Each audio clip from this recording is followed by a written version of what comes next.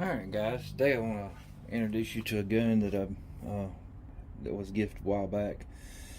Been meaning to make a video on it. We're going to call this the bag of parts gun because basically when I received this gun it was a bag of parts.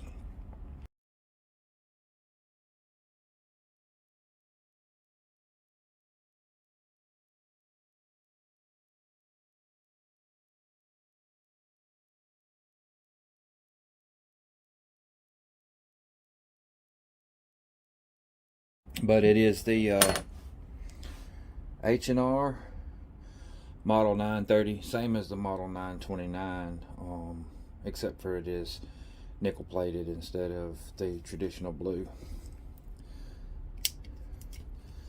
9-shot 22 revolver. I'll give you a little backstory on this.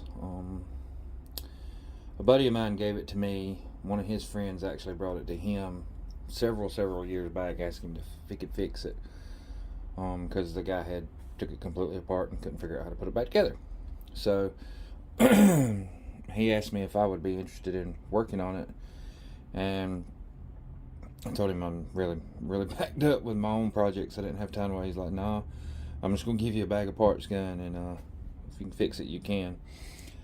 So he essentially donated it to me.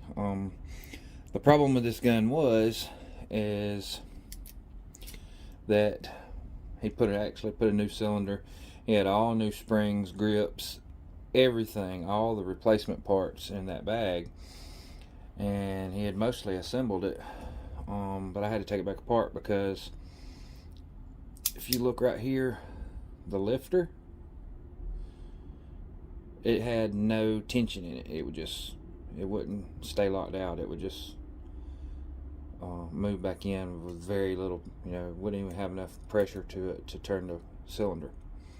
So basically what I found out is in looking at the diagrams, he had actually put a brand new spring in here for the lifter, and the spring comes straight.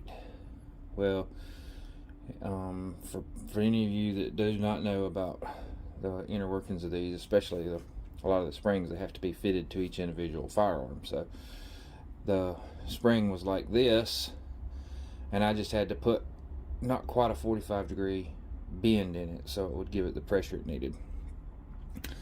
So then the gun would actually work. The cylinder would rotate like it does here. Okay, so then we took it to the range and tested it out. Single action, it worked flawlessly every time, no problem. But when we went double action,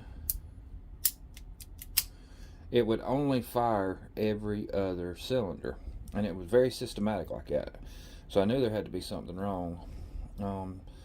And what I ended up finding out, and just doing some other research, is that these came with a plastic. You had a metal spring, and on the end of it, it had this little metal cup and the hammer strut that actually fits and kind of cups up against the back of this hammer to give it tension, right?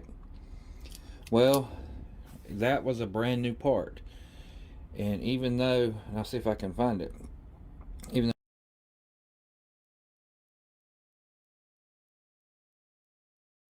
though we put a brand new one in, that was what the problem was. And the reason I decided I needed to start that at first is because before I could just flip the latch and the cylinder would fall out. And you can see this one, it does not want to turn. It does not want to come out, right?